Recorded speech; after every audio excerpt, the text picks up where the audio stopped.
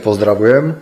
V tomto krátkom videu by som vám chcel predstaviť tento prívesok, ktorý je 27 cm dlhý. V tomto prípade sa jedná o prívesok, ktorý je zložený z 3 slonov, ktoré majú na sebe ochranné tzv.